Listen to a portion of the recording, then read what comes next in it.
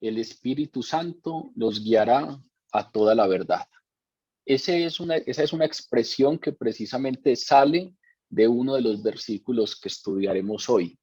Y entonces ese título nos da la idea de que hoy precisamente hablaremos de ese asunto tan interesante, pero a la vez complejo, que es el tema de la verdad. Ese asunto de la revelación de la verdad, porque la verdad es una palabra difícil. La verdad es una palabra que se antoja absolutista.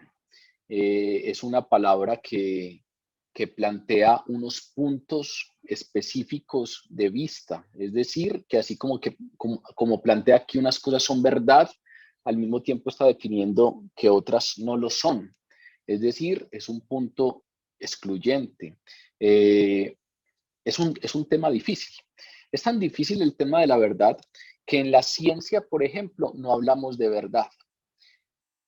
Cuando uno tiene acercamientos a la ciencia, pues allí nunca se habla de la verdad, de lo que es correcto, de lo que es incorrecto, sino que científicamente se habla de lo que es consistente o inconsistente. ¿Por qué? Porque se entiende que la verdad, la aproximación que nosotros tenemos a través de los recursos cognitivos, a través de los recursos técnicos, tecnológicos y científicos que tenemos a nuestra disposición, pues podemos llegar a algunas cosas que sean consistentes, pero tal vez más adelante nuevos conocimientos, nuevos recursos técnicos, tecnológicos nos puedan llevar a entender que lo que antes era considerado una verdad científica, pues ahora no lo es. Y por eso es que desde las aproximaciones científicas no hablamos de verdad, sino que hablamos de consistencia. La palabra sí habla de verdad. En textos como los de hoy, la palabra nos dice que el Espíritu Santo nos guiará a toda la verdad. Y entonces la palabra hoy nos habla del Espíritu Santo como revelador de la verdad. Una de las cosas más asombrosas que tiene la palabra, la Biblia, es la notoria unidad que tiene. Y ahí me remito nuevamente a ese asunto de las aproximaciones científicas. Cuando uno hace investigación científica, pues fundamentalmente tiene que estar continuamente revisando esa consistencia que tiene que haber en los temas, en los abordajes. Es más, normalmente los revisores, cuando entran a la consideración de un trabajo científico, pues fundamentalmente se basan en esa consistencia entre los objetivos, los métodos definidos, los resultados.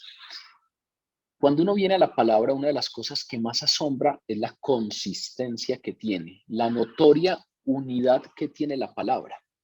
Ustedes podrán haber visto que hay críticos que señalan vacíos de narración en novelas, en películas, en programas de televisión. Hace poco precisamente me estaba viendo una película con mi hermano y en uno de los puntos ocurrió algo que al parecer había transgredido el argumento de la película. Como que eso no calzaba ahí tan bien, como que desencajó un poco, como que no fue consistente. Y entonces hay críticos que se dedican a eso, a estudiar obras literarias, obras cinematográficas, y a partir de ahí hacen críticas en función de las inconsistencias de la narración. Pero aunque la Biblia se escribió en un periodo aproximadamente de 1600 años, aunque en la Biblia, si uno revisara los autores humanos, participaron más de 40 autores humanos con trasfondos de amplia diversidad, porque uno podría ver que entre los autores humanos de la palabra hay reyes, hay sacerdotes, hay médicos, Lucas era médico, hay pescadores, hay pastores, hay teólogos, si pudiéramos hablar de Pablo, por ejemplo, que estudió y se formó a los pies de Gamaliel. Hay estadistas, hay recaudadores de impuestos. Tenemos un evangelio que lo escribió un recaudador de impuestos o un ex recaudador de impuestos, soldados, escribas, campesinos. Hay más de 40 autores humanos de unos trasfondos totalmente disímiles, pero a pesar de todo eso y a pesar de haber sido escrita en un periodo tan extenso de aproximadamente 1600 años, pues la palabra no contiene vacíos de narración. Muchas personas la han estudiado, incluso muchas la han estudiado con el propósito de encontrar esos vacíos para tener ahí una crítica fuerte, pero la palabra no tiene inconsistencias. A pesar de que unos escribieron en un tiempo, otros escribieron en otro, tienen trasfondos contextuales muy diferentes, la palabra tiene un hilo conductor. No hay contradicciones internas. Este no dice una cosa y después salen con que Dios a este le dijo otra que contradice lo que se decía anteriormente. No, no hay esos vacíos narrativos, hay consistencias. Los hechos y las verdades específicas de la Biblia son perfectamente consecuentes desde el principio hasta el final. Eso significa que definitivamente el autor no puede ser humano. El que guió todo eso tiene que ser un autor omnisciente, y efectivamente entonces hablamos de Dios, del Dios verdadero. En ese sentido, la Biblia sigue siendo única. Entre todos los millones de libros escritos, la Biblia sigue siendo única porque es la palabra de Dios. Porque cuando decimos palabra de Dios, no solamente estamos hablando de una muletilla, sino que si nos vamos al trasfondo, si entendemos cómo fue escrita, si entendemos lo que les acabo de mencionar, esa diversidad de contextos de los que vienen diferentes autores, las diferentes épocas en que escribieron, y cuando uno ve la consistencia interna que tiene, pues ese asunto de que es la palabra de Dios deja de ser simplemente una figurilla literaria y un asunto casi que una muletilla del lenguaje, para ser entendida efectivamente como la palabra de Dios, como la palabra inspirada por el Espíritu Santo, es decir, como una palabra revestida de poder y de autoridad, y que precisamente esa es la única explicación para la consistencia interna que tiene, y es por ello que la consideramos fuente de verdad. Los que creemos en Dios, los que somos cristianos, pues precisamente la consideramos fuente de verdad, al igual que, por ejemplo, en el judaísmo se considera verdad el Antiguo Testamento, palabra de Dios. Nosotros consideramos que esta es la fuente de nuestra verdad. Vuelvo y repito, palabra complicada, palabra que excluye otras miradas, palabra que es tajante, palabra que compromete, y por eso en la ciencia no se habla de verdad, porque sería comprometerse solo con un punto de vista, cuando de pronto más adelante, desde otras perspectivas, falseen ese punto de vista, nos demos cuenta que ese punto tenía un desliz. Eso no pasa acá. Es decir, cuando hablamos de que esta es la fuente de la verdad, estamos hablando de que no es falseable, estamos hablando de que es infalible, estamos hablando de que es inerrable, estamos hablando de que es suficiente y estamos hablando de que es efectiva. El Salmo 19 lo dice de una manera muy interesante. Salmo 19, versículos 7 al 11 dice: la ley del Señor es perfecta, perfecta, infunde nuevo aliento. El mandato del Señor es digno de confianza, da sabiduría al sencillo. Los preceptos del Señor son rectos, traen alegría al corazón. El mandamiento del Señor es claro, da luz a los ojos. El temor del Señor es puro, permanece para siempre. Las sentencias del Señor son verdaderas, todas ellas son justas, son más deseables que el oro y más que el mucho oro refinado, son más dulces que la miel y la miel que destina del panal. Por ellas queda advertido tu siervo, quien las obedece, recibe. una gran recompensa. Este salmo le pone diferentes sinónimos a la palabra. Le dice ley, le dice mandato, le dice precepto, le dice mandamiento, también le dice sentencias, las sentencias del Señor, pero a todo ello le pone adjetivos muy específicos. Esa ley es perfecta, ese mandato es digno de confianza, no tenemos que dudar de ello. Esos preceptos son rectos, ese mandamiento es claro, trae luz a los ojos, permanece para siempre, no cambia. ¿Mm? Eso más adelante lo dirá Jesús. Cielo y tierra pasará, pero esto no pasará. La palabra no pasará. Es decir, no va a ser falseable. No es que sea válida para ciertos tiempos y después se desactualiza. No, la palabra tiene actualidad y vigencia a lo largo del tiempo, precisamente porque es efectiva, es infalible, es inerrable. Es por ello que hoy, desde esta perspectiva, podemos hablar de la verdad. Es por eso que es muy probable que ustedes desde sus disciplinas, pues no hablen de la verdad. Es muy probable que, por ejemplo, desde el punto de vista arquitectónico, no hayan verdades absolutas. Y muy seguramente ustedes, pues, tienen otras disciplinas a las que se dedican y es muy probable que uno ahí no pueda decir hay verdades absolutas. Es muy probable que en la psicología no haya verdades absolutas y en la medicina no haya verdades absolutas. Hayan consistencias. Pero cuando venimos a la palabra, sí podemos hallar aquí verdades, sí podemos hallar verdades en las cuales descansar y es por eso que hoy vamos a hablar precisamente de ese tema, de la verdad que es revelada por el Espíritu Santo. Podemos tener cierta confianza y cierta certeza en que la Biblia es inspirada por Dios. La misma palabra nos repite varias veces que es inspirada por Dios. El Antiguo Testamento, si uno lo lee en detalle, se va a dar cuenta que en más de 3.000 ocasiones afirma ser la palabra de Dios. Cuando los profetas anunciaban la palabra, directamente decían, esta es la palabra que puso Dios en mis labios. Afirma directamente ser la palabra de Dios. Y cuando uno va al Nuevo Testamento, también nos damos cuenta que los escritores del Nuevo Testamento consideraban que, por ejemplo, el Antiguo Testamento había sido inspirado por Dios. En el Nuevo Testamento encontramos citas al Antiguo Testamento.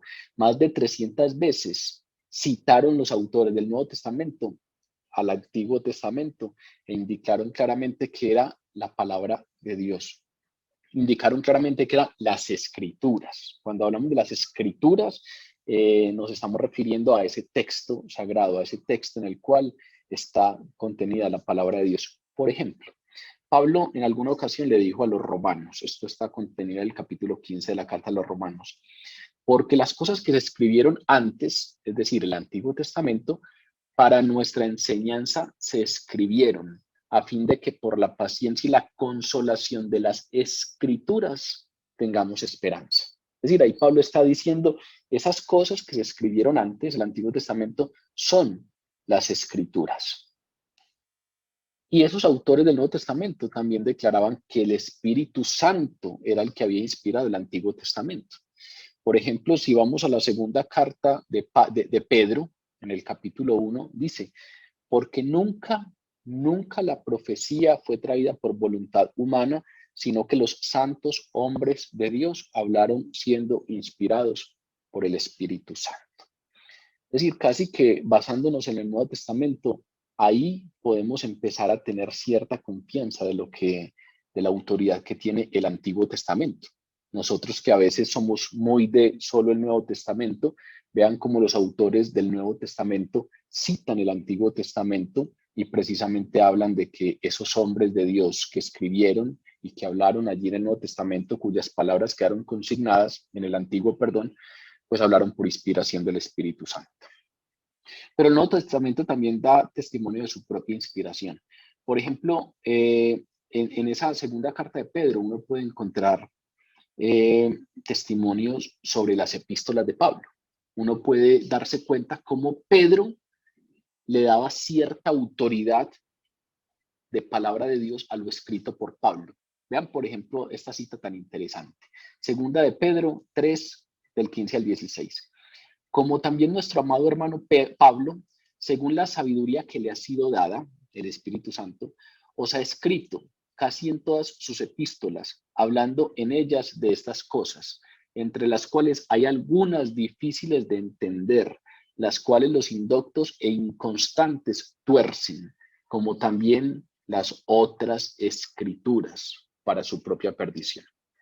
Es decir, ahí Pedro está diciendo, hay algunos que leen lo que dijo Pablo y lo tuercen, lo deforman, lo malinterpretan, así como lo hacen con las otras escrituras. Uno lee eso y empieza a entender que incluso ahí en la iglesia de ese primer siglo, ya el mismo Pedro sabía que el Espíritu Santo era el que estaba actuando a través de Pablo al escribir esas epístolas y les daba ese carácter a esas epístolas de Pablo de escritura. Algunos están torciendo esas epístolas de Pablo, así como tuercen las otras escrituras. Entonces, ahí vamos encontrando algunas cosas muy interesantes para que aunque no tienen que ver con el texto directo de hoy, quiero que las vayan teniendo presentes porque al respecto de la palabra sé que en ocasiones hay muchas dudas, en ocasiones tenemos muchas dudas frente a cómo se escribió, frente a si literalmente podemos entenderla como la palabra de Dios. Y pues, claro, hay algunas evidencias externas, pero incluso aquí mismo hay evidencias internas como las que les estoy mencionando.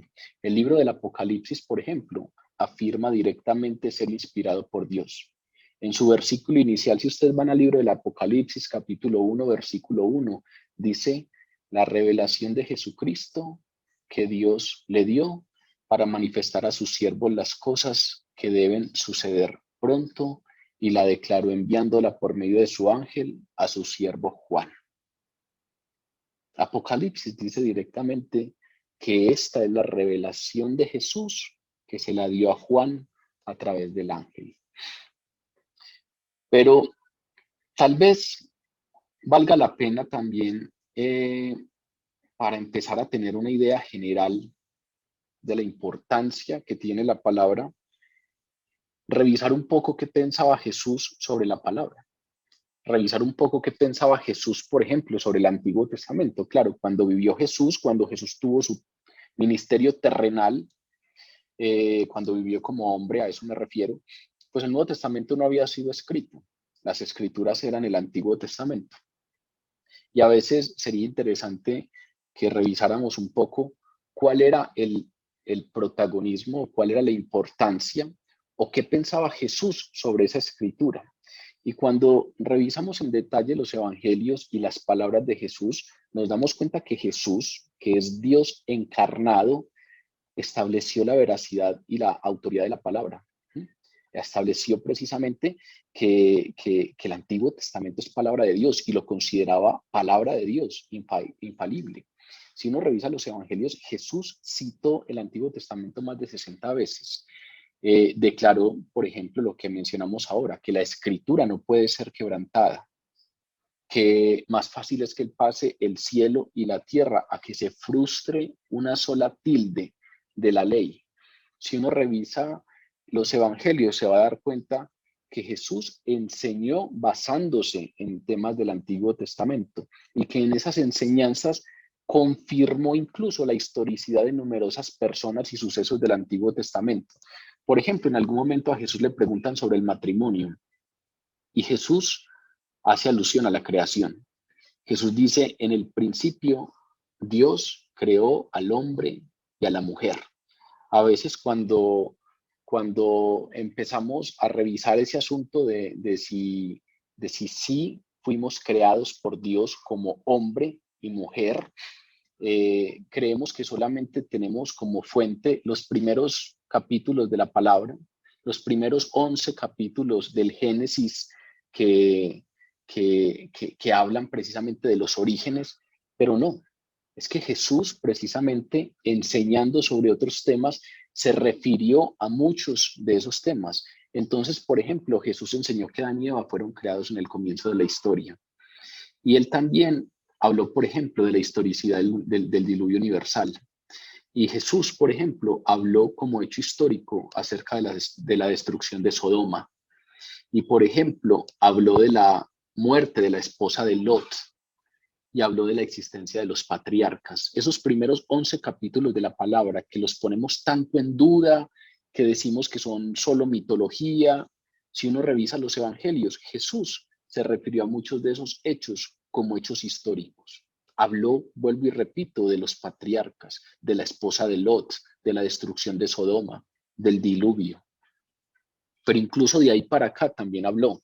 Jesús menciona el encuentro de Moisés con Dios en la zarza ardiente. Jesús habla de la recepción de la ley por parte de Moisés. Jesús habla de cómo el pueblo en el desierto recibió el maná por parte de Dios. Jesús, recuerden que lo estudiamos hace un tiempo aquí en el Evangelio de Juan, y recuerdo que lo estudiamos porque recuerdo que ese texto a Nati le generó varias dudas. La serpiente de bronce.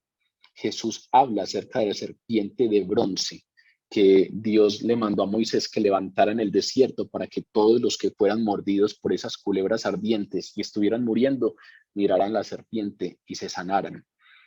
Jesús habla, por ejemplo, de la misión de Jonás en Nínive, incluyendo que se lo tragara un pez. Jesús habla de la visita de la reina de Saba a Salomón. Jesús habla del ministerio de Elías con la ayuda de Sarepta. Jesús habla de la profecía de las 70 semanas de Daniel.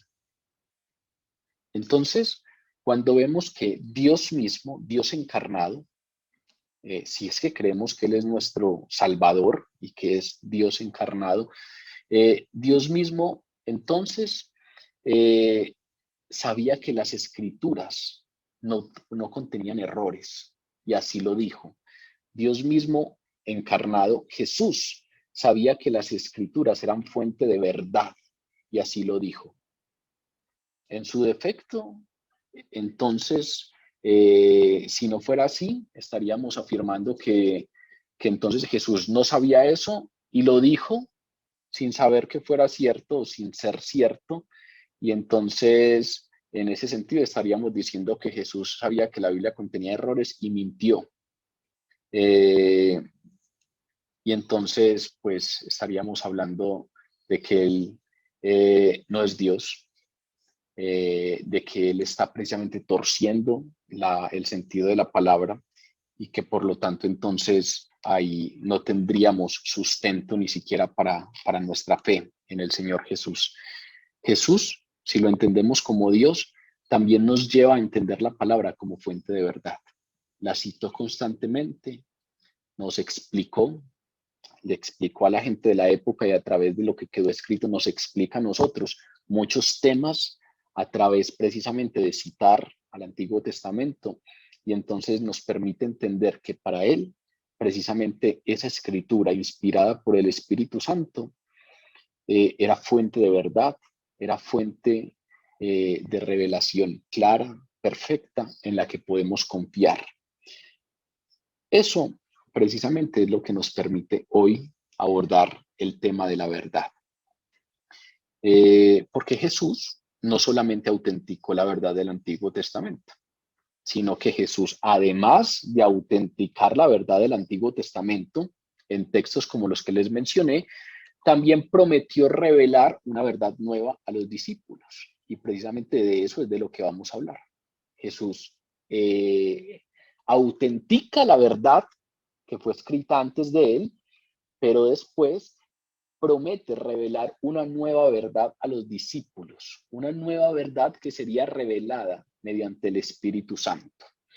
Esa verdad que vendría a ser revelada a partir del ministerio del Espíritu Santo que obviamente empieza en Pentecostés. Hace ya un buen tiempo Jesús nos está hablando del ministerio del Espíritu Santo. Si ustedes recuerdan, desde el versículo 26 del capítulo 15 del capítulo pasado nos empezó a hablar. En ese versículo 26 nos empezó diciendo, cuando venga el Consolador, el que yo enviaré del Padre, él dará testimonio de mí. Ahí nos empezó a hablar del Espíritu Santo. Y luego nos siguió diciendo, hace 8 días lo estudiamos, todo lo que haría el Espíritu Santo, diciéndonos que nos convenía que Él se fuera, porque si Él no se fuera, el Consolador no vendría a nosotros, pero si Él se fuera, nos lo enviaría, y que cuando ese Consolador viniera, convencería al mundo de juicio, de justicia y de pecado, que eso fue fundamentalmente lo que estudiamos hace 8 días.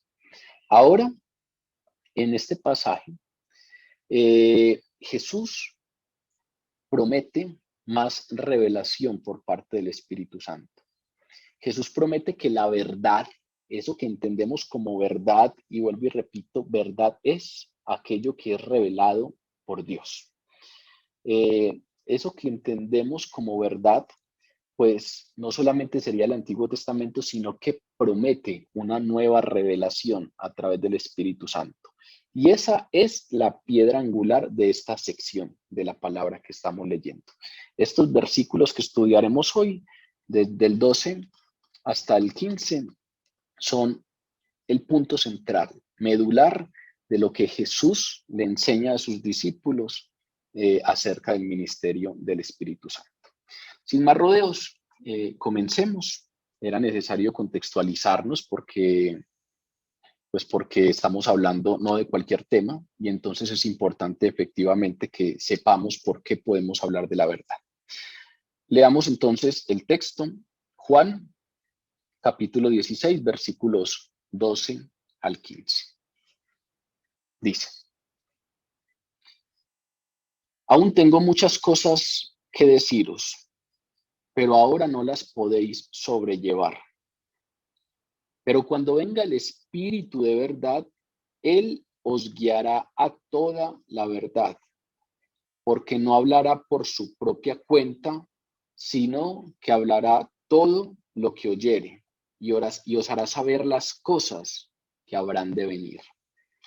Él me glorificará, porque tomará de lo mío y os lo hará saber. Todo lo que tiene el Padre es mío, por eso dije que tomará de lo mío y os lo hará saber. Vean que el texto comienza precisamente diciéndonos o hablándonos acerca de la necesidad que tenemos de que se nos revele la verdad. Esa necesidad de la revelación del Espíritu Santo. Aún tengo muchas cosas por decirles, pero ahora no las podéis sobrellevar. A primera vista, cuando leemos ese primer versículo, tal vez parece sorprendente. No sé si ustedes cuando lo leen se les viene a la cabeza que los discípulos llevan 3 años con Jesús, para arriba y para abajo, todos los días con él, y podría uno pensar, pues es sorprendente que después de 3 años de instrucción intensiva, Jesús todavía tuviera muchas cosas que decirles a los discípulos. Pero no solamente parece sorprendente que fuera así, sino que uno se pudiera preguntar, y si es así, y si faltaron muchas cosas por enseñarle, ¿por qué no tomar esa oportunidad? Están caminando al Getsemaní. ¿Por qué no tomar esa oportunidad para decirles y para enseñarles todas esas cosas que faltan, para contarles al menos algunas de esas cosas que todavía no sabían y que necesitaban saber? Pues Jesús aquí precisamente explica la razón por la cual en esos 3 años habían cosas que no fueron enseñadas por él a los discípulos, y por qué no utiliza ese tiempo en el que estamos para enseñárselas. Jesús precisamente explica que hay cosas que aún no saben y que apenas van a saber en el futuro, porque al presente no podrían sobrellevarlas, porque eran verdades que no eran capaces de sobrellevar en ese momento. Podría uno pensar que eso se debía a que parcialmente estaban abrumados por la tristeza. Ya hemos repetido esto en diferentes ocasiones. Recuerden que estamos en el discurso de despedida de Jesús a sus discípulos, los discípulos están consternados por el anuncio de la muerte, por el anuncio de la traición. Puede uno decir, en primer momento, tal vez Jesús está diciendo que ahora no las pueden sobrellevar porque los ve tristongos, porque los ve acongojados, porque ve que no están concentrados, no están en su momento, en su mejor momento para ser instruidos. Tal vez, parcialmente, esa incapacidad de sobrellevar esas verdades que vendrían en el futuro podría deberse a esa tristeza que estaban experimentando. Sin embargo, la razón más importante era la incapacidad que al momento tenían los discípulos para entender la importancia de la cruz, para entender la importancia de la resurrección, para entender la importancia de la ascensión antes de que dichos sucesos ocurrieran. Si usted se pone a pensar en su fe, se va a dar cuenta que el centro de nuestra fe es la cruz, que nuestra fe no sería nada si no fuera por la cruz, que precisamente nosotros creemos en Dios, creemos en que somos pecadores, tenemos convicción de pecado y creemos que lo santo y lo profano no pueden unirse, que sin santidad nadie verá a Dios. La Biblia es consistente. La Biblia dice, sin santidad nadie verá a Dios. Y no es que la Biblia sea inconsistente y se esté equivocando, no. Es que sin justificación nadie verá a Dios. Y por lo tanto, en otras palabras, lo que eso nos está diciendo es que el único camino que tenemos nosotros, pecadores, para acceder a Dios es la cruz. Porque en la cruz del Calvario, Jesús pagó el precio de nuestros pecados, Jesús clavó el acta de nuestros pecados y por lo tanto esos pecados no simplemente fueron perdonados siendo injustos, no simplemente Dios hizo injusticia, no simplemente se saltó la ley, sino que cumplió a cabalidad la ley y para cumplir a cabalidad la ley pues había que pagar el precio de esos pecados y Jesús pagó el precio de esos pecados. Y por lo tanto, nuestra relación con Dios solamente tiene una vía de acceso, la cruz. Nosotros como pecadores no podemos venir delante del santo, santo, santo. Pero Jesús nos baña con su sangre preciosa, lava nuestros pecados y nos podemos presentar justificados delante de Dios, no por nuestra propia justicia, sino por la justicia que por nosotros ganó en la cruz Jesús. Por lo tanto, el centro de nuestra fe es la cruz. Por eso el centro de nuestra fe es Jesús. Jesús es el único camino. Él lo dice, no hay otro camino entre Dios y los hombres. Yo soy el camino, la verdad y la vida. Si ustedes revisan eso, pues resulta que esa verdad que nosotros hoy conocemos, no la conocían los discípulos del Señor. Los discípulos fueron instruidos por él 3 años, imagínense, pasaron con Dios, hombre, 3 años, pero las verdades sobre la redención, las verdades sobre la justificación, las verdades sobre la doctrina de la adopción, que a través de la cruz nosotros entraríamos en un pacto de familiaridad con Dios y seríamos adoptados como hijos suyos, como herederos de Dios y coherederos juntamente con Cristo Jesús. Eso que nosotros hoy conocemos no lo conocían los discípulos y no eran capaces de entenderlo. ¿Por qué? Porque eran totalmente incapaces de entender la importancia de la cruz, de entender la importancia de la resurrección y la importancia de la ascensión antes de que dichos sucesos ocurrieran. Claro, yo digo la cruz porque la cruz es el símbolo del sacrificio expiatorio, pero obviamente la cruz va acompañada de la resurrección, porque nuestro Señor no se quedó clavado en la cruz. Nuestro Señor fue clavado y de allí sacó la más grande de las victorias, venciendo a la muerte. Y luego ascendió y ahora está en la gloria. Entonces ahí hay 3 elementos que marcan el centro de nuestra fe: la cruz, la resurrección y la ascensión. Esos no habían ocurrido. Por lo tanto, los discípulos no tenían ni idea de ello, mucho menos iban a entender verdades claras acerca de ello. Y por eso Jesús les dice en este momento ustedes no pueden sobrellevar. Aún tengo muchas cosas que decirles, aún tengo muchas cosas que enseñarles, pero ahora no las podéis sobrellevar. Recuerden que para la mayoría de los judíos, incluyendo a los discípulos, el Mesías era un libertador político y militar. Yo sé que a veces soy insistente con esto y lo repito constantemente, pero es importante para entender el contexto del Evangelio. Ni siquiera los discípulos, que eran los más cercanos a Jesús, tenían en su cabeza la idea de Mesías, que era Jesús. Ellos tenían un Mesías muy distinto, un Mesías que era hombre, no Dios, y un Mesías que era más un gran gobernante, que traería la paz, un Mesías como el rey David, un Mesías que era un libertador político y militar, que iba a expulsar a los odiados romanos, que restauraría la soberanía nacional de Israel y que llevaría el reino mesiánico a un buen término y que allí se cumplieran todas las promesas del Antiguo Testamento.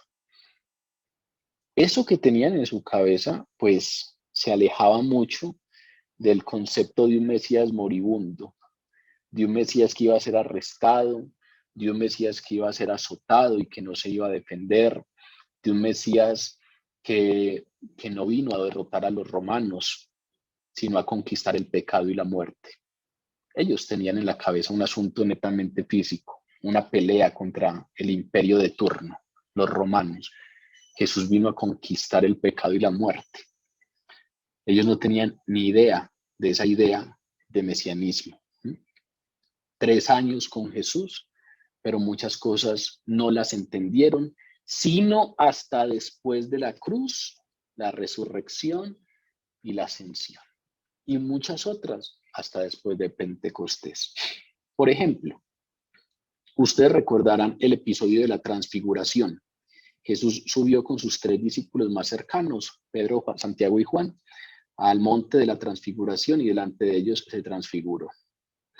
Y hay un texto muy interesante en el capítulo 9 de Marcos.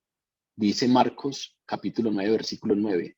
Descendiendo ellos del monte, Jesús les mandó a Pedro, a Santiago y a Juan que a nadie dijesen lo que habían visto, sino cuando el Hijo del Hombre hubiese resucitado de los muertos. Y guardaron la palabra entre sí, discutiendo qué sería eso de resucitar de entre los muertos. Vean qué interesante eso que nos cuenta Marcos. Jesús les dio una orden y les dijo, no le cuenten a nadie esto que acabaron de ver hasta después de la resurrección. Y ellos obedecieron, guardaron esa palabra para sí, pero entre ellos discutían qué sería ese asunto de la resurrección de los muertos. No tenían ni idea de lo que iba a pasar, no tenían ni idea de ese mesianismo que ejercitaba Jesús. Luego, en ese mismo capítulo, nos dice Marcos que Jesús enseñaba a sus discípulos y les decía, el Hijo del Hombre será entregado en manos de hombres y le matarán, pero después de muerto resucitará al tercer día. Pero ellos no entendían esta palabra y tenían miedo de preguntarle. Marcos capítulo 9, versículos 31 y 32. Cuando Jesús les anuncia que lo cogerían, que lo matarían, pero que al tercer día resucitaría, nos dice Marcos que ellos no tenían ni idea de qué les estaba hablando, pero tenían miedo de preguntarle. En Lucas capítulo 18 nos dice que camino a Jerusalén, Jesús les dijo a los 12, he aquí, subimos a Jerusalén. Ya esta era la última subida a Jerusalén antes de la cruz. He aquí, subimos a Jerusalén y se cumplirán todas las escrituras de los profetas acerca del Hijo del Hombre. Pues será entregado a los gentiles, será escarnecido, será afrentado y escupido. Y después que le hayan azotado, le matarán, mas al tercer día resucitará. Pero ellos nada comprendieron de estas cosas y esta palabra les era encubierta y no entendían lo que se les decía. En diferentes episodios de los evangelios en donde Jesús les revela sobre esos tres elementos fundamentales. Vean que Jesús siempre se refiere a esos tres elementos: la cruz, la resurrección y la ascensión. Cuando Jesús revela acerca de ello, suelen los evangelistas poner una notica ahí al pie diciéndonos, pero ellos no tenían ni idea de qué les estaba hablando. En el capítulo 2 de Juan, cuando comenzamos este estudio, leímos que Jesús llegó al templo y que sacó a todos los que estaban vendiendo cosas. Ustedes recordarán ese episodio en donde se enoja porque estaban haciendo del templo una cueva de ladrones, y luego vienen algunas autoridades y le increpan que con qué autoridad hace eso. Y él dice: destruir este templo y en 3 días lo levantaré, haciendo referencia precisamente a su resurrección. Eso lo dice empezando el Evangelio de Juan, Juan capítulo 2, versículo 15. Y ahí mismo, un poquito después, en el versículo 22, Juan nos dice que cuando resucitó de entre los muertos, los discípulos se acordaron de que él había dicho esto y creyeron la escritura y la palabra que Jesús había dicho. Cuando resucitó, ellos recordaron un montón de palabras y ahí empezaron a tener esas palabras sentido. Recordaron un montón de palabras y ese recordar les hizo creer más en Jesús, les hizo creer que la escritura era verdad y que todas las palabras que Jesús había hablado eran verdad. Pero vean que esas cosas no las entendieron sino después de la resurrección, porque aún habían muchas cosas por decirles, pero por ahora no las podían sobrellevar, porque esos 3 eventos fundamentales no habían ocurrido. Tampoco dio Jesús a sus discípulos más revelación, pues porque faltaba un ingrediente fundamental para que ellos pudieran entender. Faltaba el Espíritu Santo morando en ellos. Sin el Espíritu Santo morando en ellos carecían del poder para captar y vivir las implicaciones de la revelación. Sin el Espíritu Santo morando dentro de nosotros, las verdades que se nos revelan, pues las entendemos de manera incompleta, inexacta, pero fuera de eso no son verdades que nos permitan vivirlas, porque el Espíritu Santo no hace que esas verdades efectivamente bajen a nuestro corazón y se produzca rema, vida en cada uno de nosotros. Entonces, en ese momento los discípulos carecían de ese componente fundamental. Pero después de la venida del Espíritu Santo en Pentecostés, los discípulos estarían listos para recibir la revelación adicional necesaria. Por eso es que Jesús les dice, aún no, pero comienza el siguiente versículo diciéndoles, pero cuando venga el Espíritu Santo, Él los guiará toda la verdad. Ahí nos queda claro que no solamente no habían pasado esos eventos fundamentales, sino que no había un ingrediente fundamental. No estaba el Espíritu Santo. Cuando venga el Espíritu Santo, dice el versículo 13, Él los guiará a toda la verdad. Dice ese primer pedacito del versículo 13. Ahí Jesús está revelando que la gente de esa revelación adicional, es decir, el medio a través del cual se da esa revelación adicional a los discípulos, sería el Espíritu Santo. Ese Espíritu Santo, además de hacer efectivas las promesas de Cristo, que ya lo habíamos estudiado en semanas pasadas, el Espíritu Santo hace efectivas las promesas de Cristo en ellos, además de convencer al mundo de juicio, de justicia y de pecado, que hace 8 días estudiamos que eso haría el Espíritu Santo también guiaría a los discípulos a toda la verdad. A esa promesa se refiere Jesús, a esa promesa se refiere la revelación sobrenatural de Cristo y su enseñanza. Esa es como una especie de autenticación previa de los escritores del Nuevo Testamento. Jesús ahí es como si nos estuviera diciendo a los discípulos, hasta este momento yo no les había contado muchas cosas porque no podían entenderlas, pero cuando venga el Espíritu Santo, ellos conocerán la verdad. Y es como si nosotros solo en esta primera parte de este versículo, cuando venga el Espíritu Santo, Él os guiará toda la verdad. Es como si pudiéramos descansarnos un poco y saber que de los que directamente estaba hablando ahí Jesús, era Pedro, por ejemplo. Y Pedro escribió algunas cartas y que entonces yo puedo ir confiado a esas cartas de Pedro, sabiendo que cuando Pedro escribió esto no lo hizo por cuenta propia, sino que como había anunciado Jesús, lo hizo porque el Espíritu Santo lo guiaría a toda la verdad y le revelaría la verdad. Y ahí también estaba Juan. Y Juan, por ejemplo, escribió este evangelio. Y Juan, por ejemplo, escribió 3 cartas. Y Juan, por ejemplo, escribió el Apocalipsis. Y entonces también podemos descansarnos en este versículo, sabiendo que casi que nuestro Maestro Jesús aquí nos está diciendo, yo estoy autenticando también la palabra del Nuevo Testamento, así como la autentica a través de citas al Antiguo Testamento, así como a través del montón de veces que cita el Antiguo Testamento, nos puede eso dar confianza de que Jesús precisamente autentica, precisamente presenta el Antiguo Testamento como verdad. Así también aquí nos está diciendo, vean, hay parte de la revelación que aún no está, hay parte de la revelación que no van a encontrar en el Antiguo Testamento, hay parte de la revelación que hace falta, y esa revelación pues la daré a través del Espíritu Santo a ustedes. Por lo tanto, ahí todavía los discípulos no conocían muchas cosas, pero después iban a estar plenamente capacitados, porque ocurrió la muerte, la resurrección y la ascensión y vino el Espíritu Santo. Y por lo tanto, entonces, también ahí podemos nosotros descansarnos, entendiéndolo como una autenticación de los escritos del Nuevo Testamento.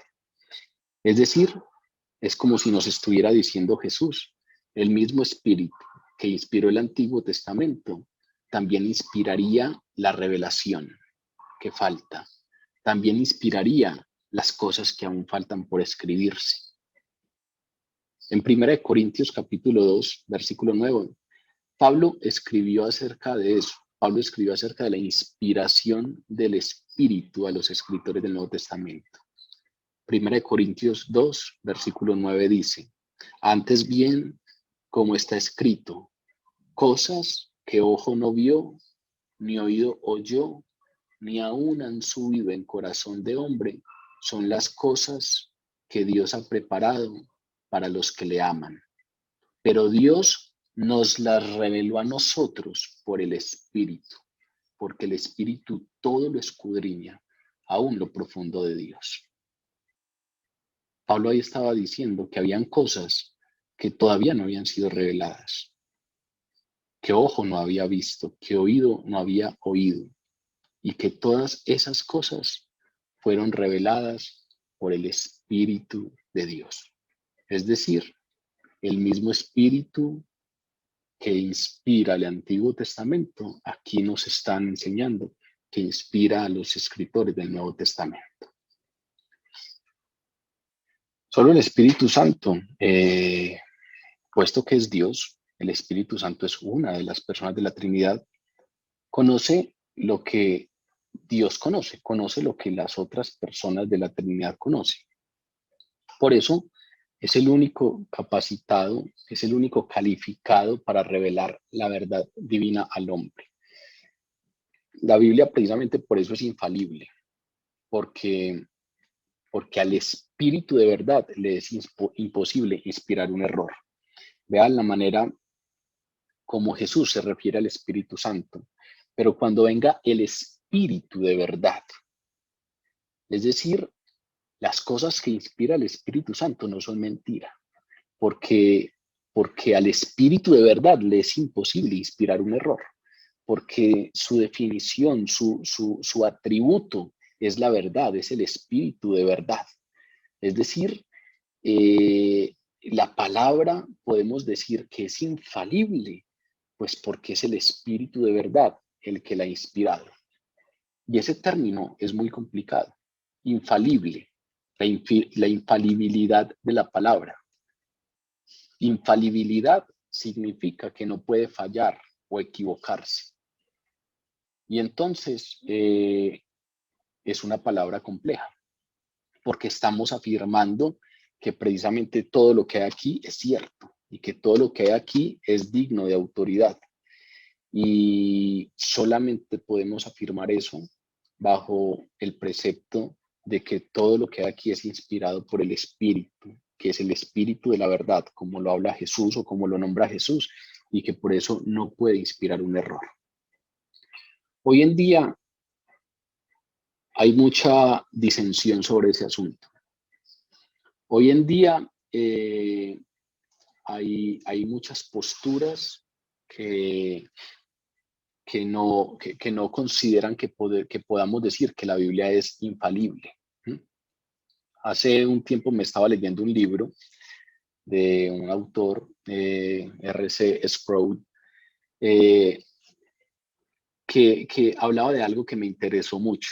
Él decía que en numerosas ocasiones había interrogado a varios teólogos, pastores, sacerdotes, eruditos bíblicos.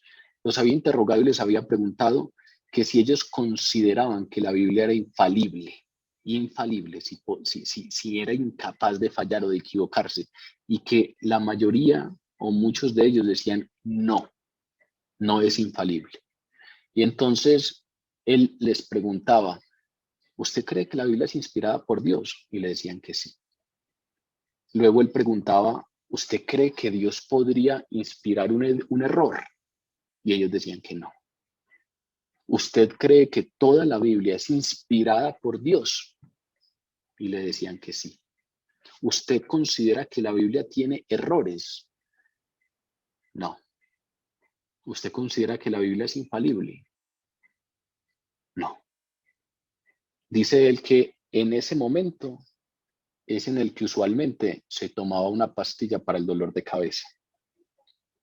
Porque como que nos pesara darle ese atributo a la palabra, como que nos pesara decir, sí, no importan los tiempos, no importan las modas, no importa la época, no importan las costumbres. La palabra es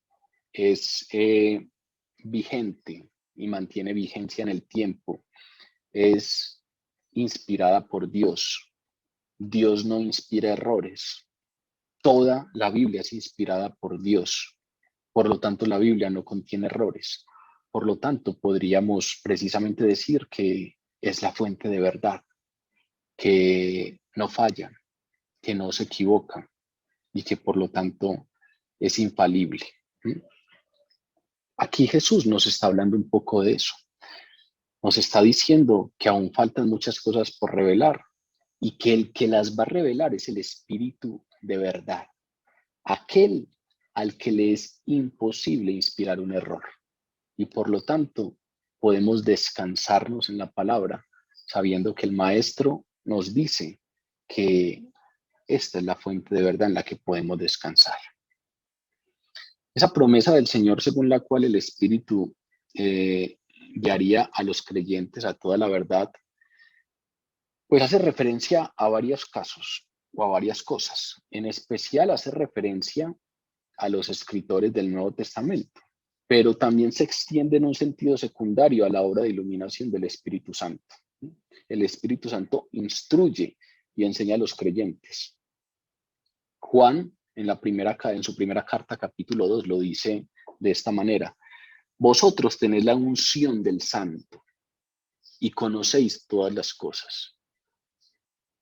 Pero la unción que vosotros recibiste de él permanece en vosotros y no tenéis necesidad de que nadie os enseñe. Así como la misma unción os enseña todas las cosas y es verdadera y no es mentira, según ella os ha enseñado, permaneced en él.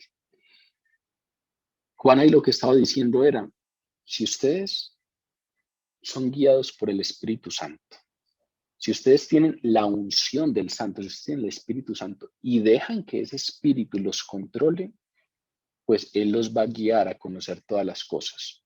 Obviamente, uno de los medios en que los va a guiar es a través de la palabra. ¿Por qué? porque muy seguramente el Espíritu Santo nos va a enseñar a través de la palabra que Él mismo suscitó. Si Él la inspiró, es porque con seguridad considera que es una fuente importante de la revelación que tiene para enseñarnos. Pero Juan también lo lleva a un sentido secundario. Juan no solamente dice que cuando aquí Jesús está hablando de que cuando venga el Espíritu de verdad, Él nos guiará toda la verdad, no solamente dice que eso solo se relaciona con la revelación que quedó escrita en el Antiguo Testamento, sino que se extiende en sentido secundario a la obra de la iluminación del Espíritu Santo. Y con eso hay que tener mucho cuidado. ¿Por qué? Porque el Espíritu Santo es el Espíritu de verdad. Y el Espíritu Santo es consistente. Y así como la palabra no tiene inconsistencias, así hay que tener mucho cuidado y mucha madurez con las revelaciones del Espíritu Santo o con las iluminaciones del Espíritu Santo no contenidas en la palabra. ¿Por qué? Pues porque en muchas ocasiones consideramos que hay revelaciones del Espíritu Santo, que hay iluminaciones del Espíritu Santo a otras personas o a nosotros mismos, y resulta que esas revelaciones contradicen la palabra. Y resulta que esas revelaciones terminan siendo inconsistentes con la gran revelación que, por ejemplo, nos dejó escrita. Por eso me tomé tanto tiempo hoy en la introducción, porque para hablar de la verdad hay que saber por qué en esta temática se puede hablar de la verdad. Así como en otras disciplinas no se puede hacer, aquí podemos hacerlo porque hemos en varios momentos de la conversación precisamente hecho énfasis en la autenticación que autores de la palabra y que el mismo Jesús hacen de esta fuente de verdad. Entonces, aquí Juan está diciendo algo claro. Vosotros tenéis la unción del Santo y conocéis todas las cosas. Pero la unción que vosotros recibisteis de Él permanece en vosotros y no tenéis necesidad de que nadie os enseñe. Así como la unción misma os ha enseñado todas las cosas. Y no es mentira. Según ella os ha enseñado, permaneced en Él. Santo Tomás de Aquino, parafraseando un poco la idea que aquí se esboza, decía, cuando usted tenga dudas sobre algún aspecto, deje que su conciencia sea iluminada por el Espíritu Santo y hágale caso. Porque incluso si fuésemos a hablar de pecado, hipotéticamente decía él, sería mucho más pecado ir en contra de una conciencia iluminada por el Espíritu Santo que en contra de cualquier otra cosa. Pero obviamente él lo decía con un sustrato, con un fundamento claro, y es que el Espíritu Santo no se va a contradecir. Es decir, el Espíritu Santo nunca te va a llevar a un pecado, el Espíritu Santo nunca te va a revelar algo inconsistente con las otras revelaciones. Ahí tenemos nosotros que tener mucha madurez, tenemos que tener mucha honestidad con los demás y con nosotros mismos, porque resulta que a veces las emociones nos juegan una mala pasada, porque resulta que a veces los desesperos nos juegan una mala pasada, y entonces en momentos de desespero, de emoción, creemos haber sentido que Dios nos dirigía hacia algún lado, y resulta que no. Resulta que no dejamos que nuestra conciencia la iluminara el Espíritu Santo. Resulta que a veces entramos en oración totalmente cegados por lo que nosotros queremos. Yo quiero esto, y estamos ahí cegados. Y cualquier pequeña cosita que sentimos, consideramos que es un espaldarazo. Y entonces hay que tener mucho cuidado con eso, porque aquí la palabra está diciendo, cuando venga el Espíritu de verdad, Él los guiará a toda la verdad. Y no es mentira, dice Juan. La unción misma os ha enseñado todas las cosas y es verdadera y no es mentira. Está hablando del Nuevo Testamento en el cual podemos descansar, pero seguramente entonces, si cuando habla en un sentido secundario de la obra de la iluminación del Espíritu Santo, pues habrá que partir de la misma premisa, la consistencia interna. La consistencia que guarda el Espíritu Santo, que no puede guiarnos o inspirar un error, que no puede guiarnos o inspirar algo que vaya en contra precisamente de su revelación. Por supuesto, aquí lo que Juan está diciendo no es que no necesitemos estudiar la palabra, no es que no necesitemos congregarnos, no es que esté diciendo, ustedes no tienen necesidad de que nadie los enseñe, no.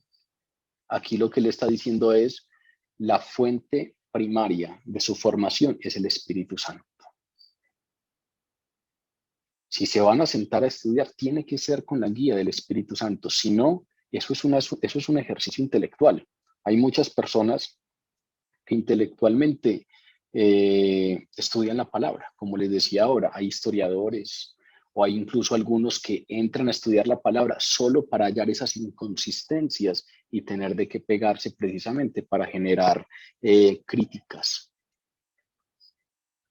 El estudio de la palabra, el ir a conferencias que tienen que ver con temas de Dios, con temas bíblicos, si no es con la guía del Espíritu Santo, es un ejercicio netamente intelectual, es un ejercicio netamente social que no va a tener el efecto que debe tener porque nuestro guía hacia la verdad es uno solo, el Espíritu Santo. Precisamente entonces, esto no elimina la necesidad de que vengamos a la palabra con disciplina y con juicio y nos acerquemos a ella, la leamos, la estudiamos por la consistencia, obviamente. No quita esa necesidad, pero estudiarla, vuelvo y repito, sin estar llenos del Espíritu es infructuoso, porque nuestra guía es el Espíritu Santo. Cuando Él venga, os guiará toda la verdad. Tenemos un guía que nos llevará a la verdad. Y ese guía es el Espíritu Santo. Pero continúa diciendo la segunda parte del capítulo, del versículo 13. Porque no hablará por su propia cuenta, sino que hablará todo lo que oyere y os hará saber las cosas que habrán de venir. Él me glorificará porque tomará de lo mío y os lo hará saber. Todo lo que tiene el Padre es mío y por eso dije que tomará de lo mío y os lo hará saber. Con esta parte con la que cierra Jesús, esta idea que estamos conversando hoy, nos está dando a entender el objetivo de la revelación del Espíritu Santo. Ya nos dijo que habían muchas cosas que los discípulos aún no entendían, aún les faltaba por conocer, porque todavía no estaban capacitados para conocerlas, para sobrellevarlas, y que cuando viniera el Espíritu Santo sería el Espíritu Santo el que guiaría. Es necesaria la revelación del Espíritu Santo y es el Espíritu Santo el que nos guiará a la verdad. Pero ahora en estos últimos versículos es como si nos estuviera diciendo el para qué, el objetivo, por qué es necesario conocer esa verdad y por qué es necesario entonces que venga el Espíritu de verdad y nos guíe a la verdad. Y para explicarnos ese por qué, comienza hablándonos de su propia experiencia. Comienza diciéndonos que precisamente, como haciendo una alusión a lo que él en otras ocasiones nos ha dicho, y es que él no actuó por iniciativa propia durante su encarnación, siempre lo hizo en la voluntad del Padre, constantemente en los evangelios, en este particularmente que hemos venido estudiando constantemente. Jesús dice: las palabras que hablo no las digo por cuenta propia, sino que lo que el Padre me ha dado a hablar, eso es lo que hablo. Las obras que hago no las hago por cuenta propia, sino las obras que tenía destinadas o definidas Dios Padre para que yo hiciese, esas son las que yo hago. Constantemente nos está diciendo, no actúo por iniciativa propia, actúo en constante armonía con la voluntad del Padre, en la inconmensurable unión de la Trinidad, en eso que nos queda tan difícil entender, en esa unión de esas tres personas que son un solo Dios verdadero, pues Jesús actuó todo en armonía con el Padre. Y ahora nos dice que en esa misma incomprensible e inconmensurable unión de la Trinidad, el Espíritu Santo hablaría de todo lo que oyere. En esa misma unión, el Espíritu no hablaría por cuenta propia, Así como Jesús no habló por cuenta propia en su ministerio terrenal, sino que todo lo que el Padre le dijo que hablase, eso fue lo que habló, así ahora nos dice en esa misma unión, en esa misma armonía de la Trinidad, el Espíritu no hablará por cuenta propia, sino que hablará todo lo que oyere. ¿Qué es la verdad que revelará el Espíritu Santo? El Espíritu Santo hablará la verdad o revelará la verdad, pero no por su cuenta propia, sino que hablará todo lo que oyere. Así como el Hijo, el Espíritu Santo siempre actúa en armonía completa y perfecta con el Padre. Y por lo tanto, la dirección del Espíritu Santo siempre va a ser consecuente con la voluntad de Dios revelada. Vean que este texto, esta segunda parte del versículo 13, nos habla de la consistencia. Nos habla de que el Espíritu Santo no va a venir aquí por cuenta propia a decir algo que no tiene nada que ver con la verdad revelada por el Padre, o no tiene nada que ver con la verdad revelada por el Hijo, que es precisamente en armonía con la voluntad del Padre. Hay una unión inconmensurable, hay una armonía que tal vez para nosotros es incomprensible en la unidad de la Trinidad. Y eso precisamente nos da a entender que la dirección del Espíritu siempre va a ser consecuente, siempre va a ser consistente con la palabra, siempre va a ser consistente con la verdad de Dios revelada. Nunca nos llevará a violar los principios de la palabra de Dios, porque es consistente, porque es coherente. Cuando habla, habla a través de las escrituras que inspiró. El Espíritu Santo no nos va a revelar nunca o no nos va a guiar nunca hacia algo que contradiga las escrituras que él mismo inspiró. Hace un tiempo compartimos un tema que llamamos ser llenos del Espíritu Santo, creo que así le llamamos. Es estar llenos del Espíritu Santo. Vean que tiene mucho que ver con esto, esa iluminación del Espíritu Santo, o como les dije que decía Tomás de Aquino, dejen que su conciencia la ilumine el Espíritu Santo. Eso no es otra cosa que venir y rendir la voluntad delante de Dios y pedirle que sea el Espíritu Santo el que gobierne, el que reine. Cuando en el Padre Nuestro le decimos, hágase tu voluntad en la tierra como en el cielo, lo que estamos diciendo es, rindo mi voluntad y que no se haga lo que yo quiero, que no se haga lo que he pensado, que no se haga lo que deseo, si eso no va en armonía con lo que tú deseas, con lo que tu voluntad define. Ser llenos del Espíritu Santo es eso. Y necesitamos estar constantemente llenos, porque en cada paso al caminar, pues resulta que es ahí en donde tenemos que estar llenos, es en cada paso al caminar, en donde o estamos siendo guiados por el Espíritu Santo, o estamos siendo guiados por nuestros antojos, o estamos siendo guiados por nuestros quereres y por nuestros afanes, etcétera. Entonces, en ese capítulo 5 de Efesios, estudiamos en algún momento, sean llenos del Espíritu Santo.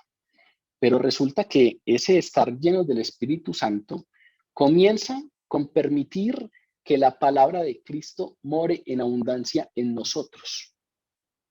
En ocasiones nos gustan mucho los temas que tienen que ver con ser llenos del Espíritu Santo. ¿Por qué?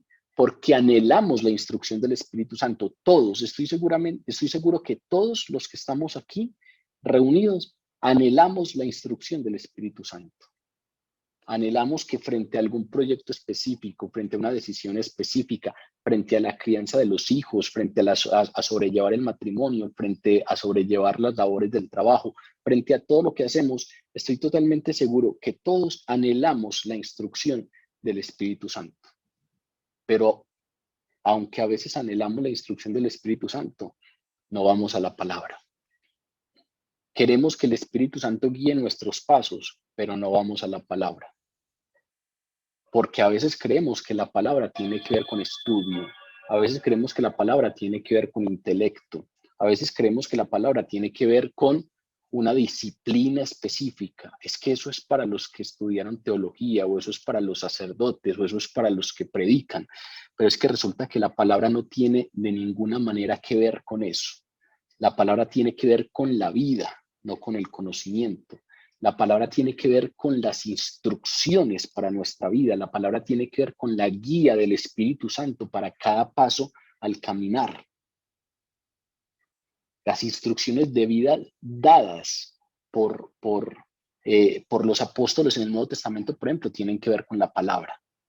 Para que eso no quede ahí en palabras sueltas, quiero que leamos algunos textos del Nuevo Testamento en donde queda claro cómo la guía del Espíritu Santo, según los autores del Nuevo Testamento, según los apóstoles, las instrucciones de vida, esas cosas que necesitamos para nuestro diario vivir, para nuestro caminar, para que seamos guiados en cada paso al caminar, tienen todo que ver con ir a la palabra. Segunda de Timoteo 3, del versículo 14 al 17.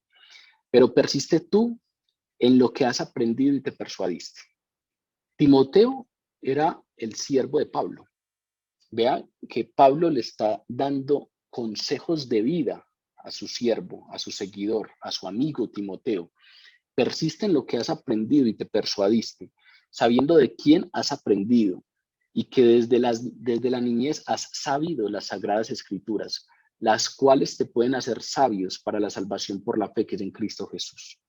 Lo primero que le dice Pablo a Timoteo no es que acercarse a la palabra es para conocer nuevos términos y para tener un despliegue doctrinal. No, Pablo le dice, quédate en las escrituras, no te alejes de las escrituras, persiste en lo que has aprendido en las sagradas escrituras, porque ellas te pueden hacer sabio para la salvación.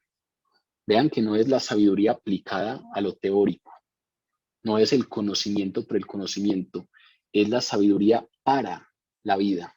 Ellas te pueden hacer sabio para la salvación por la fe que es en Cristo Jesús. ¿Por qué? Continúa Pablo diciendo, toda la escritura es inspirada por Dios y es útil para enseñar, para redargullir, para corregir, para instruir en justicia, a fin de que el hombre de Dios sea perfecto, enteramente preparado para toda buena obra. El consejo que le da Pablo a su discípulo Timoteo no tiene que ver con conocimiento, tiene que ver con la vida. Quédate en la palabra para que seas sabio para la salvación. Quédate en la palabra porque te va a enseñar, te va a corregir. En algunos momentos vas a tener ideas en la cabeza y si vienes a la palabra, te va a corregir, te va a instruir en justicia para que seas perfecto y enteramente preparado para toda buena obra. Pero Pablo continúa. En la carta a los Colosenses, capítulo 3, versículo 16 dice, la palabra de Cristo mora en abundancia en vosotros, enseñándoos y exhortándoos unos a otros con toda sabiduría, cantando con gracia en vuestros corazones al Señor, con salmos e himnos y cánticos espirituales. Y todo lo que hacéis, sea de palabra o de hecho, hacedlo todo en el nombre del Señor Jesús, dando gracias a Dios Padre por medio de él. Vea que habla de la alabanza, vean que habla de la formación comunitaria, habla de que estén nuestros corazones dirigidos al Señor con salmos e himnos y cánticos espirituales. Entonces eso nos da la idea como de esos espacios de oración devocionales, pero fuera de eso dice, exhórtense unos a otros en toda sabiduría. Y eso nos da a entender estos espacios comunitarios de formación que tenemos. Pero vean que todo eso tiene un principio. Pablo comienza diciendo, la palabra de Cristo mora en abundancia en ustedes. Que las exhortaciones que se hagan estén basadas en que todos ustedes están ahí. La palabra está morando en todos ustedes. También habla de himnos, por ejemplo, y salmos, porque sabe él que que en la palabra quedaron registrados salmos por inspiración del Espíritu Santo que nos pueden guiar en oración. La palabra de Cristo more en abundancia en ustedes. Pero fuera de eso, en la carta a los Efesios, capítulo 5, versículo 18 al 20, Pablo habla de la llenura del Espíritu Santo. Y precisamente hablando de la llenura del Espíritu Santo, habla de la palabra. Efesios 5, 18. No os embriaguéis con vino en lo cual hay disolución, antes bien sed llenos del Espíritu. Y ese sed llenos del Espíritu, vean cómo lo menciona o vean cómo lo describe, hablando entre ustedes con salmos, con himnos y cánticos espirituales, cantando y alabando al Señor en vuestros corazones, dando siempre gracias por todo al Dios y Padre en el nombre del Señor Jesucristo. Y hablando precisamente de ese tema de ser llenos del Espíritu Santo, más adelante continúa diciendo, por lo tanto, tomen la armadura de Dios para que puedan resistir el día malo. La llenura del Espíritu Santo tiene que ver con cada paso al caminar. Necesitamos estar llenos del Espíritu Santo para poder resistir el paso malo, el paso difícil, o como lo dice Pablo, el día malo. Y entonces en Efesios 6:13 nos dice, tomen toda la armadura de Dios para que puedan resistir el día malo. Y habiendo acabado todo, estar firmes. Estad pues firmes. Y ahora nos va a decir cuál es la armadura de Dios a la que se refiere. Ciñan vuestros lomos con la verdad. Vístanse con la coraza de la justicia. Cálcense los pies con el apresto del evangelio de la paz. Sobre todo, tomen el escudo de la fe, con el que pueden apagar los dardos de fuego del maligno. Y por último, dicen, tomen el yelmo de la salvación y la espada del Espíritu. Sean llenos del Espíritu Santo. Por ahí comenzó. Ahora nos dicen, para que puedan resistir el día malo, tomen muchas cosas y entre ellas tomen la espada del Espíritu. ¿Saben cuál es la espada del Espíritu según lo que dice aquí Pablo? Y tomen la espada del Espíritu, que es la palabra de Dios. Efesios 6:17. Sobre todo, tomen el escudo de la fe, con que puedan apagar los dardos de fuego del maligno, y tomen el yelmo de la salvación y la espada del Espíritu, que es la palabra de Dios. En ese tire y afloje de argumentos sobre que la mucha palabra mata al espíritu y entonces yo soy más del espíritu y no tanto de la palabra, y que los que estudian mucho entonces matan al espíritu. La palabra en ningún momento hace esa separación. La palabra nos dice, vea, si usted estudia la palabra sin la guía del espíritu, sí, se puede meter ahí de manera infructuosa y saber muchos términos y saber hebreo, griego y saberse versículos de memoria, pero sin que eso precisamente lo corrija, sin que eso le redarguya, sin que eso le haga caer en cuenta de errores que está cometiendo, sin que eso lo guíe en el siguiente paso al caminar, sin que eso le dé certezas de su fe, porque es simplemente un ejercicio de vacío, porque la verdad no viene simplemente de acercarse, viene de acercarse con la guía del Espíritu Santo. Pero la palabra es clara cuando nos dice, sean llenos del Espíritu Santo. Y la espada del Espíritu es la palabra de Dios, porque toda la Escritura es inspirada por el Espíritu Santo. Toda la Escritura es inspirada por el Espíritu Santo. ¿Cómo no, pues, nos va a llevar el Espíritu Santo a su palabra para entenderla y para descansarnos en ella? Específicamente aquí, en este texto, se habla de una revelación o de un tipo de revelación muy particular, y es: hablará todo lo que oyere y os hará saber las cosas que habrán de venir. Aquí específicamente habla Jesús de que el Espíritu Santo hará saber a los discípulos las cosas que habrán de venir. Y esta frase, como la promesa anterior según la cual el Espíritu guiaría a los discípulos a toda la verdad, se refiere aunque en sentido secundario se puede referir a la iluminación del Espíritu Santo a todo creyente, como ahora mencionamos, se refiere principalmente al Nuevo Testamento. Se refiere sobre todo al Nuevo Testamento. ¿Por qué?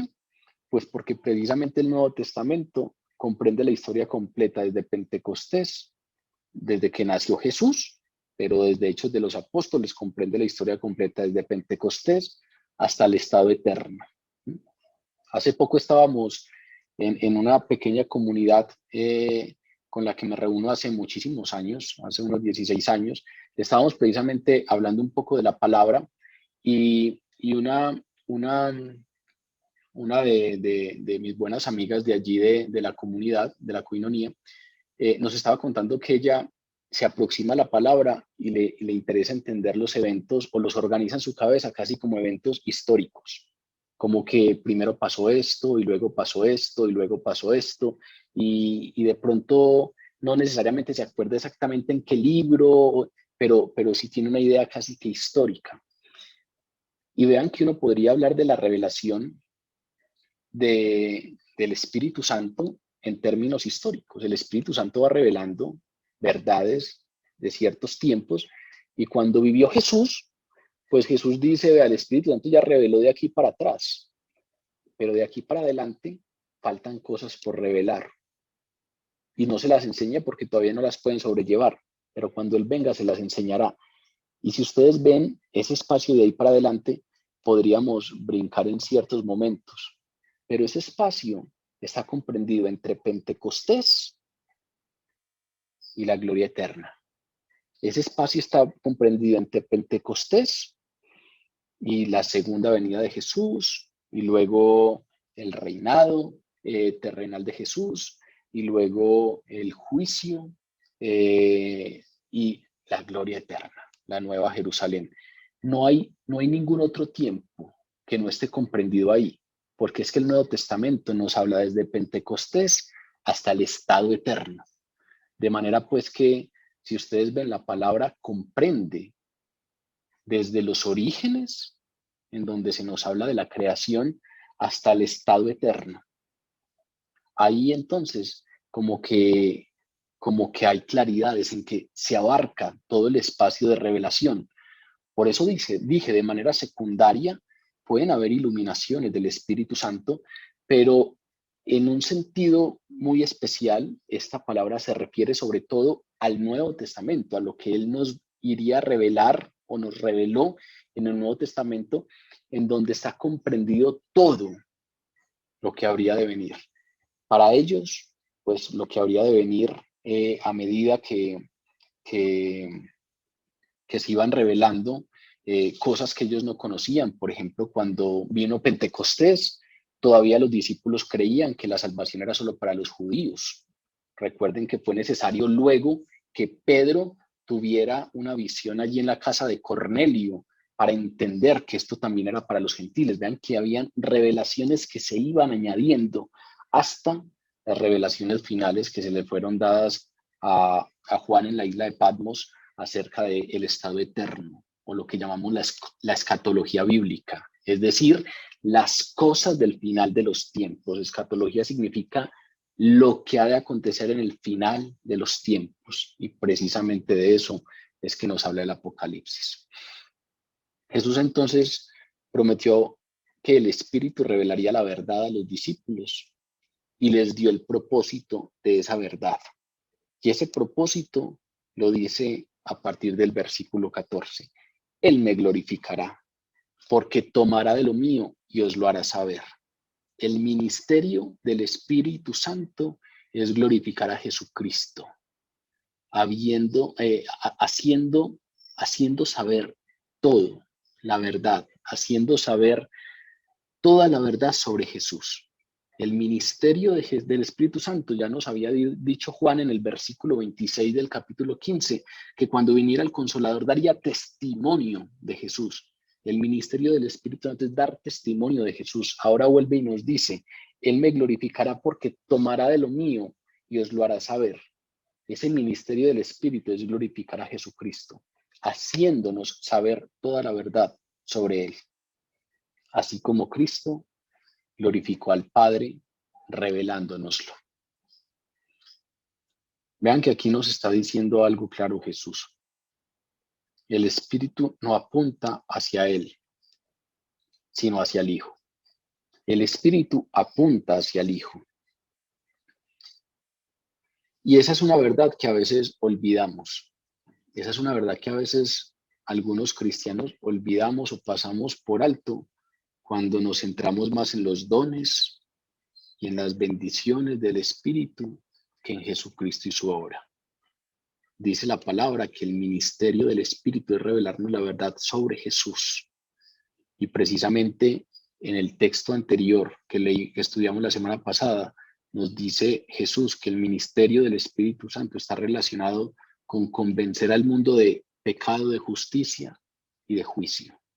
Y sabemos que eso está totalmente mediado por la obra redentora de Jesucristo.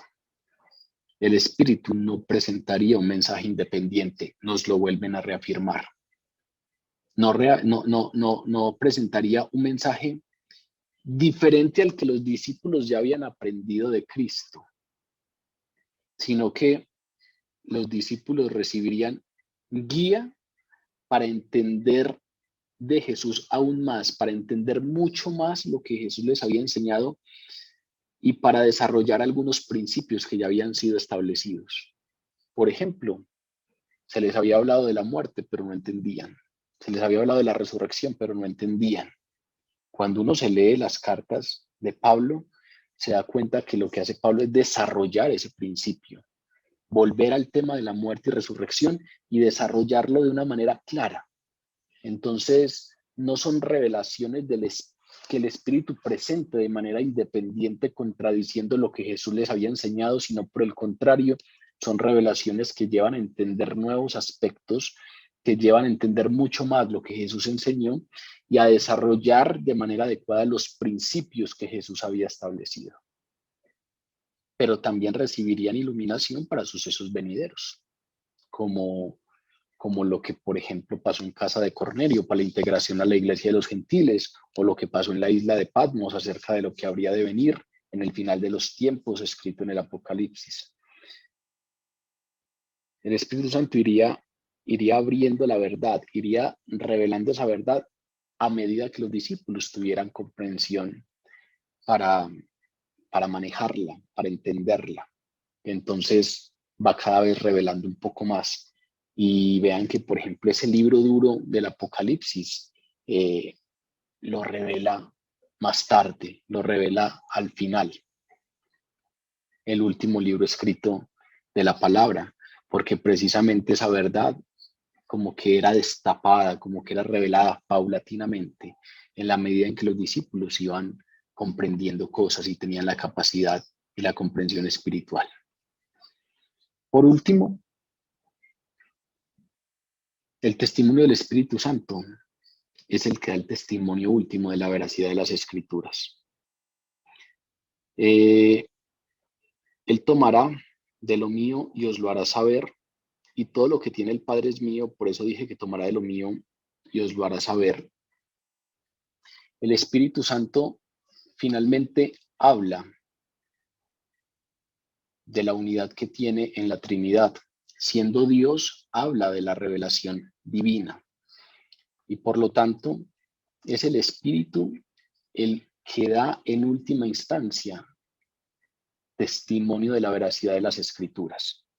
Yo aquí les pude haber traído versículos en los que Jesús citaba la palabra, en los que Jesús hablaba de eventos históricos del Antiguo Testamento, y muy probablemente con ello quise incitarlos a que precisamente le dieran mucho más peso a algunos eventos que simplemente, sin siquiera meditarlos claramente, simplemente hemos dado por sentados que simplemente son mitos. Y claro, puedo traer esos y algunos otros, pero finalmente, independiente de que hagamos una gran exposición acerca de la unidad coherente de la palabra, independiente de que gastemos mucho tiempo hablando de la consistencia, acerca de la unidad narrativa que tiene la palabra, aunque gastemos mucho tiempo hablando incluso de la precisión científica de la palabra, de la verificación histórica de algunos de los eventos, de cada una de las profecías cumplidas que hacen que la Biblia sea única. Al final, solo el Espíritu Santo puede convencer a los hombres y a las mujeres de su inspiración divina. Solo el Espíritu Santo puede dar testimonio de la veracidad de las Escrituras en nuestros corazones, tal y como sucede con la regeneración. Obviamente es nuestra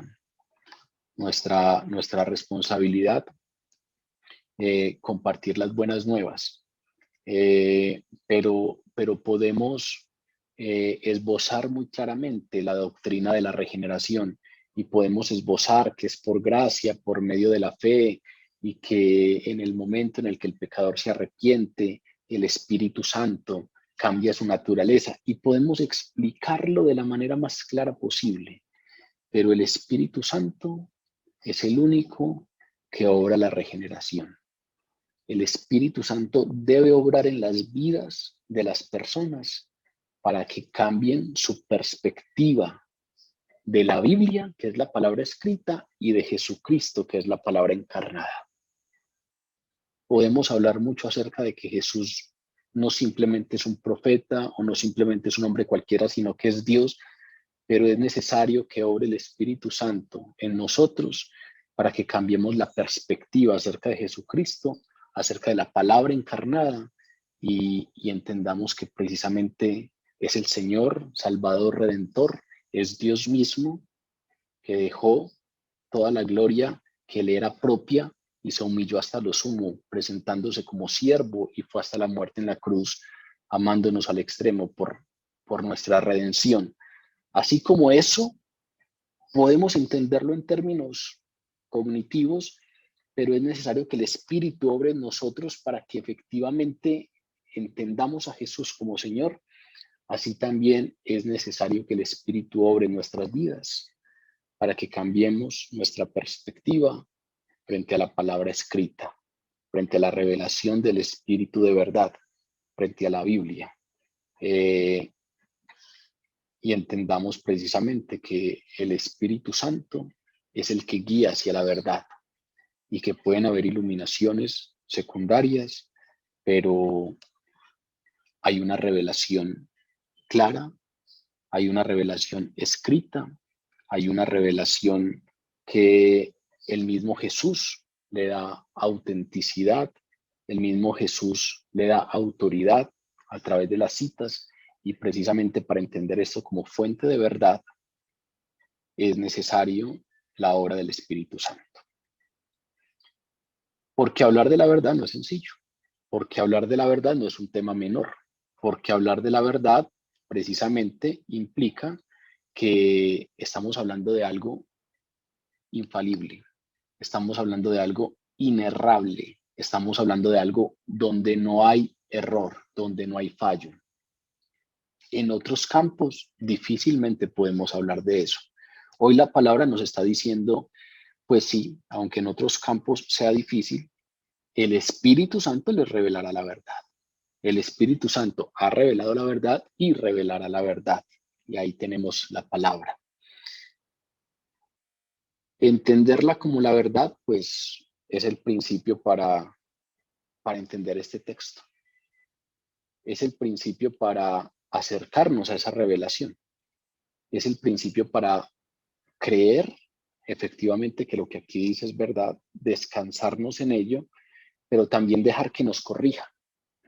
Porque a veces nosotros somos los que corregimos a la palabra, a veces nosotros somos los que como que venimos y le decimos, esto era útil para aquella época en donde las cosas pasaban así, así, así, pero venga, yo le instruyo un poquito porque usted sabe muy poco de estos últimos tiempos o de la contemporaneidad. Hay que entenderla como verdad para aún cuando esa palabra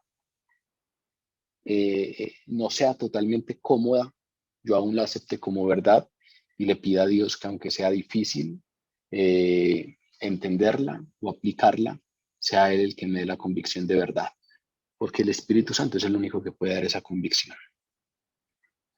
Esa obra soberana en el corazón y en la mente de convencer a los hombres y las mujeres de que la Biblia viene de Dios, solo la hace el Espíritu Santo. De que Él es el Espíritu de la verdad y revela la verdad, solo la hace el Espíritu Santo. Esa convicción de que todas sus palabras son confiables y que su mensaje sobre Cristo es realmente cierto y son las buenas nuevas de la salvación y son la verdad, y que el Antiguo y el Nuevo Testamento son revelación de la verdad por medio del Espíritu Santo. Eso solo lo hace el Espíritu Santo. Y hace falta entender eso, y hace falta tener esa convicción para poder acercarnos confiadamente, permitiendo que nos enseñe, permitiendo que nos redarguya, permitiendo que nos corrija, permitiendo que nos instruya en la verdad y en la justicia, permitiendo que nos edifique y nos sobreedifique en la roca firme que es Cristo Jesús, y permitiendo que nos prepare para toda buena obra. Vamos a orar.